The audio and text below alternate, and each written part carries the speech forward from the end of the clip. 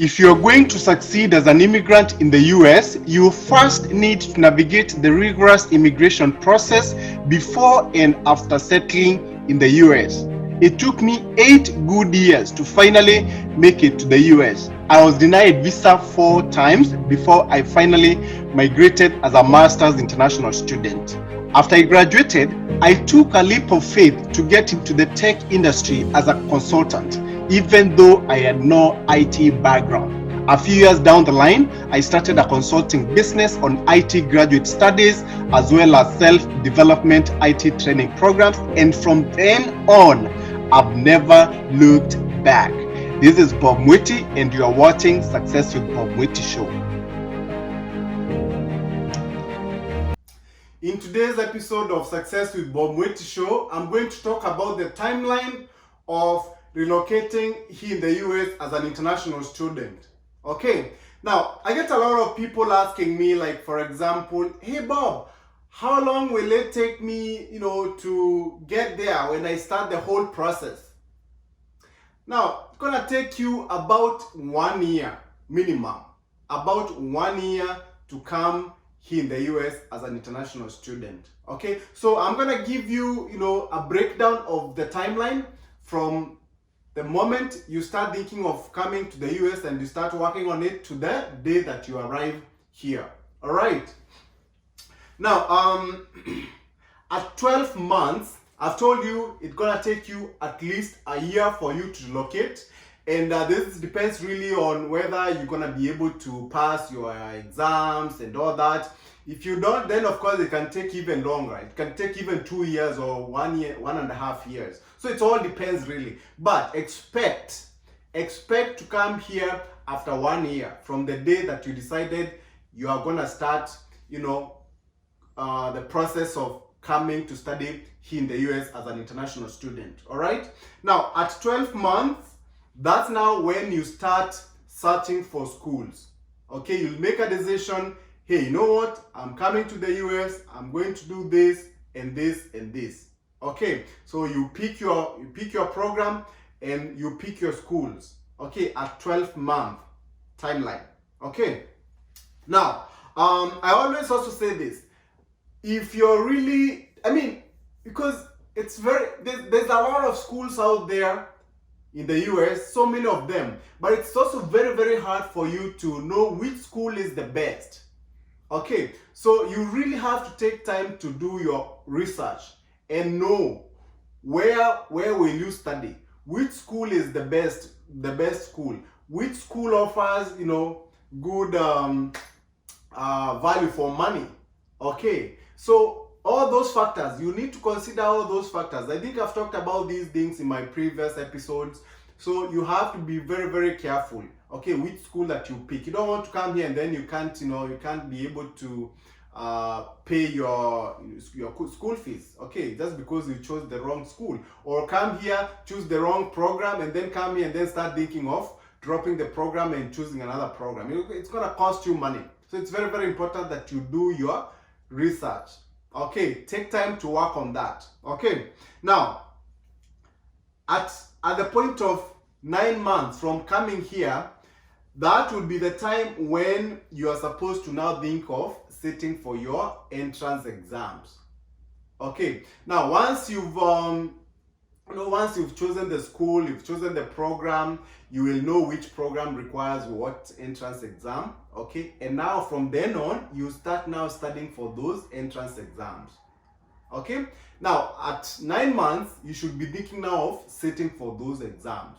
Okay, on average, it should take you about 3 months to really, to prepare for these exams. If you are a really serious candidate, okay, 3 months to prepare to do these exams. And it's not necessarily that you have to go for some training. You can actually do it on your own. You can self-study.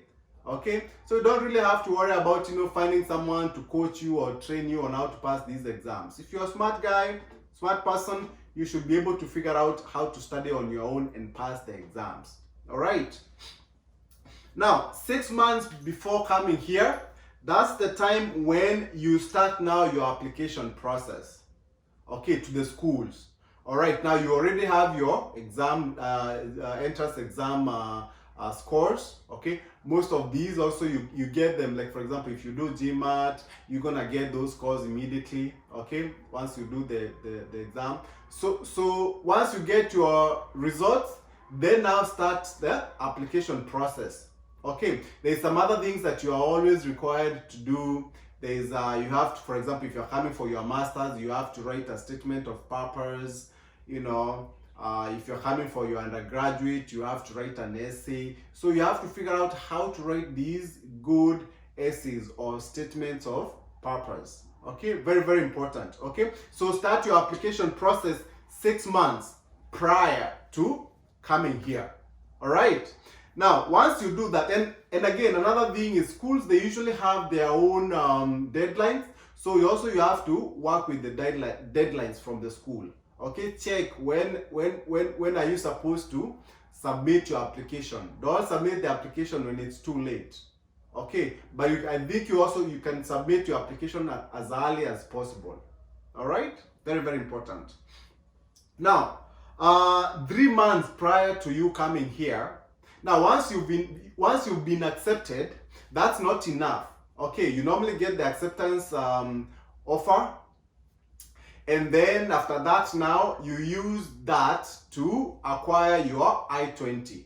I-20 is basically the immigration document that you are given that shows that you are allowed to study here in the US to a specific school for a specific program. Okay, and that you are able to pay for your studies.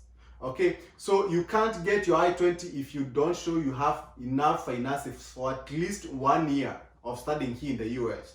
Okay, so as you apply for these schools, you have to figure out, like, where am I gonna find the funding for at least 1 year to show, so that you can get your I-20. And that I-20 is the one that you take to the embassy. Okay, it's gonna have the name of the person who's gonna be paying for your school fees. It's gonna show then how much the school fees is. It's gonna show the school name, the program name, and all that. Okay, very, very important. If you don't have the money, you won't be able to get the I-20. Even if you get accepted to the school, if you don't get the I-20, you can't go to seek the student visa at the embassy. Okay. Now, 2 months before coming to the US, that's when you need to start now applying for your visa. Okay, make sure you apply early enough. All right, at least 2 months before getting here. Okay, so that if you are denied, then you have a little bit of time to reapply again. Okay, all right. So that's the timeline.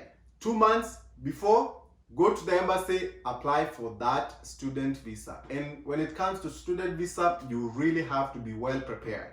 You really have to. You don't want to be like me. I was denied visa 4 times. Those days I was never prepared. I used to fear a lot. So you have to be really, really prepared. Okay, as a company, we offer those services. We coach students who want to go and do their who are going for their international student visa to come and study here in the US. So if you have that need, reach out to us and we can be able to coach you. All right, we have a really, really good international student visa coaching program. Okay. Now, 1 month before coming here, once you get your visa now, you can't just sit there and now wait for the day that you're gonna come here. So you need preparations of coming here. So you start, looking for your accommodation. Okay, where are you gonna stay? Are you gonna stay on campus or off campus? Okay, then start looking for places where you can buy your air ticket. Okay, all those things. Start preparing for coming here in the US as an international student. If you do that, it's gonna be a very smooth process. You won't have any problems. You won't be rushing anything. Okay, so it's gonna be a smooth sailing process. You're watching Success with Bob Mwiti show, presented to you by Appstech America. Appstech America is a consulting company that helps immigrants find amazing higher education and job opportunities in the tech industry in the United States. You can find our programs by going to www.appstechamerica.com.